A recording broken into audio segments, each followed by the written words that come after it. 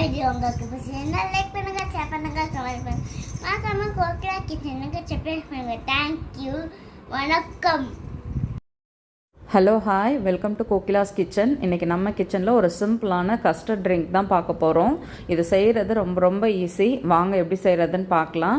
இது குட்டீஸுங்களுக்கு நம்ம கொடுக்கும் பொழுது இந்த சம்மருக்கு செம்ம சூப்பராக இருக்கும். எல்லாருமே நல்லா விரும்பி சாப்பிடுவாங்க. வாங்க ஈஸியான ரெசிபி எப்படி செய்கிறதுன்றதை பார்க்கலாம். நான் இப்போ ஒரு 1/2 லிட்டர் பாலை நல்லா நார்மலாக காய்ச்சறதை விட ஓரளவுக்கு திக்காக காய்ச்சி எடுத்துக்கிட்டேன். இப்போ இது ஓரளவு திக்காக ஆகிடுச்சு. இப்போ அடுத்து என்ன பண்ண போகிறோன்னா, கொஞ்சமாக ஒரு பாத்திரத்தில் தண்ணி வச்சுருக்கேன். நான் இந்த மாதிரி நைலான் ஜவ்வரிசி தான் இதுக்கு யூஸ் பண்ண போகிறேன். ஸோ தண்ணி கொதித்ததும் கொஞ்சமாக இதை அதில் சேர்த்துக்கலாம். நான் இன்றைக்கி வெண்ணிலா ஃப்ளேவரில் தான் கஸ்டர்ட் பவுடர் எடுத்திருக்கேன். இப்போ இதில் ஒரு 2 ஸ்பூன் அளவு எடுத்துக்கலாம். இப்போது இன்றைக்கி இதை வறுக்கெல்லாம் செய்யலாம், அப்படியே டைரெக்டாக தான் நான் சேர்த்துருக்கேன். இதை அப்படியே நல்லா வேகட்டும்.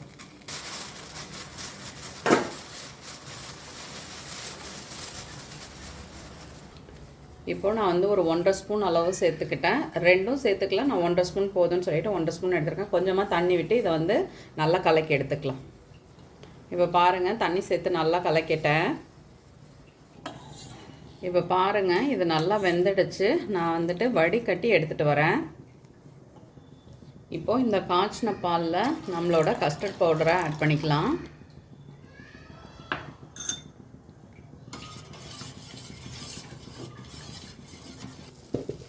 இப்போ இதிலே தேவையான அளவு சுகர் சேர்த்துக்கலாம்.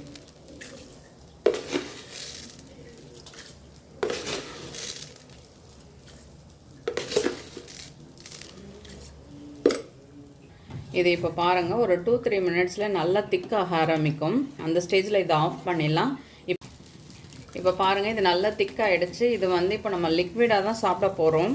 அதனால் நம்ம இதை ஆற வச்சு ஃப்ரிட்ஜில் வச்சு எடுத்துகிட்டு அதுக்கப்புறம் இது கூட என்னென்ன ஆட் பண்ணலான்றதை பார்க்கலாம். இப்போது இதில் நம்ம வடிகட்டி எடுத்த இந்த ஜவ்வரிசியை நான் இதில் சேர்த்துக்கிறேன்.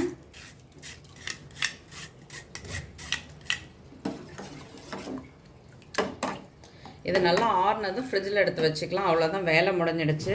நான் ரொம்ப சிம்பிளாக தான் செஞ்சுருக்கேன். அதுக்கப்புறம் லாஸ்ட்டாக நம்மளுக்கு என்னென்ன தேவையோ அதெல்லாம் ஆட் பண்ணிக்கலாம். நட்ஸாக இருக்கட்டும், ஐஸ்கிரீமாக இருக்கட்டும், எதுனாலும். இப்போது ஃப்ரிட்ஜில் வச்சு நல்லா சில்லுன்னு ஆயிடுச்சு.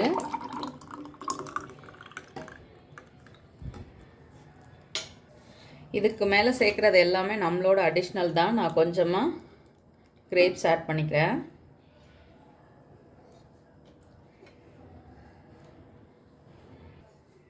இது வெண்ணிலா ஃப்ளேவர்ன்றனால நான் ஐஸ்கிரீமும் வெண்ணிலா ஐஸ்கிரீம் தான் எடுத்திருக்கேன்.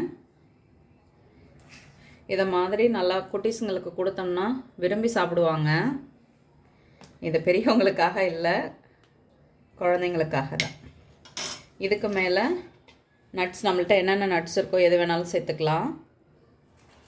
இப்போது இது மேலே கொஞ்சமாக டூட்டி ஃப்ரூட்டி.